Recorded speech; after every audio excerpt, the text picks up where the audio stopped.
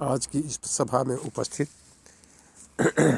मित्रगण, भाई बंधुओं, मेरे प्यारे बच्चों एवं गणमान्य नागरिक को, नर नारियों, देखिए, अब शाकंभरी नवरात्र, गुप्त नवरात्र का प्रारंभ हो चुका है। इसमें दुर्गा पूजा का विधान है। माँ पार्वती दुर्गा के रूप में पूजी जाती है।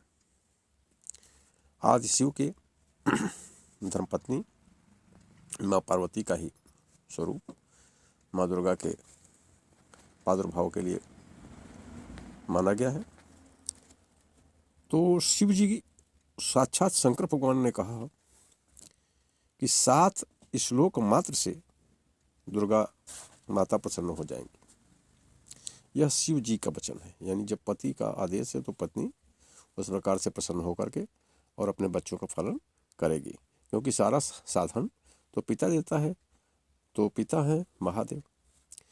जेकर बाबा विश्वनाथ उ अनाथ कैसे, जेकर माई बा दयालु उ कंगाल कैसे, ये एक कवि गाता है। तो उसी भाव में आप सुनिए। देवी त्वं मुक्त सुलभे सर्व कार्य विधायिनी, कलो ही कार्य सिद्ध्यर्थम उपायम ब्रूहि यत्नतः।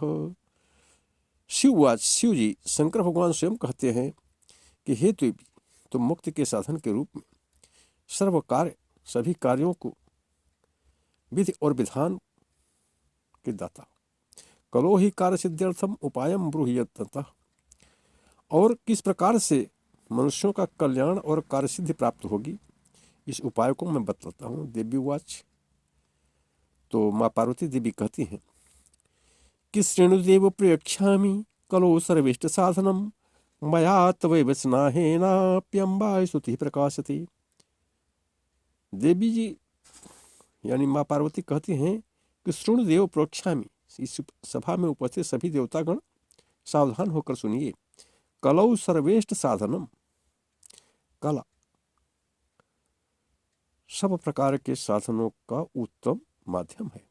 मया तवैव स्नाहेनाप्य, तुम लोगों के ऊपर स्नेह के वशीभूत होकर के मैं अम्बा की स्तुति का प्रकाशन करता हूँ। ओम अस श्री दुर्गा सप्तश्लोकी स्तोत्र मंत्र से नारायण ऋषि, इस दुर्गा सप्तशती श्लोक 7 श्लोक वाले मंत्र के अधिष्ठाता नारायण ऋषि हैं। अनुष्टुप छंद है।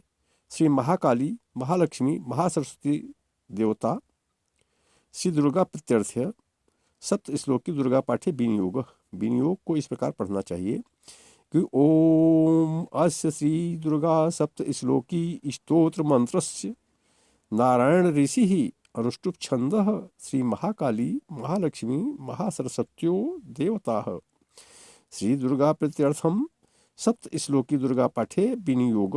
यह पढ़ करके जल गिरा दे। उसके बाद क्रमशः पहला श्लोक पढ़े।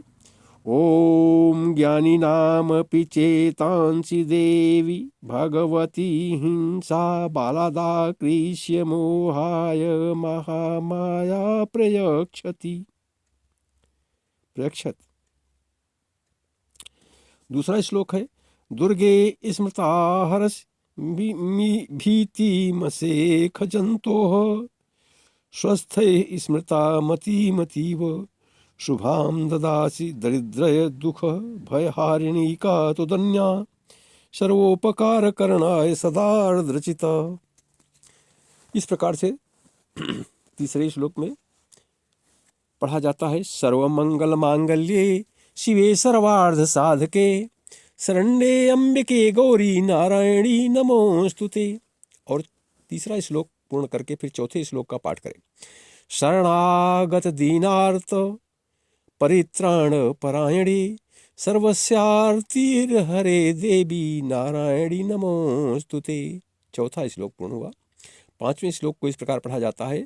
सर्वस्वरूपे सर्वेशे सर्वशक्ति समन्विते भयेभ्यस्त्राहिनो देवी दुर्गे देवी नमोस्तुते।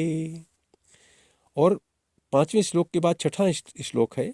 रोगा न शेखा न पहंसि तुष्टा रुष्टा तु कामान् सकलान् भीष्टान् त्वमाश्रितानां न विपन्नराणां त्वमाश्रिताः श्रयतां प्रयन्ति।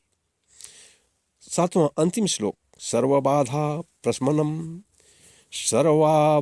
प्रशमनं त्रैलोक्यस्याखिलेश्वरी एवमेव त्वया कार्यमस्मद्वैरिविनाशनम्।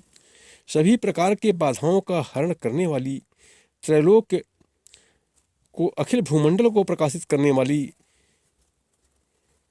सभी कार्य की सिद्धि प्रदान करते हुए बैरी का विनाश करने वाली, हे माँ पार्वती हमारा कल्याण कीजिए।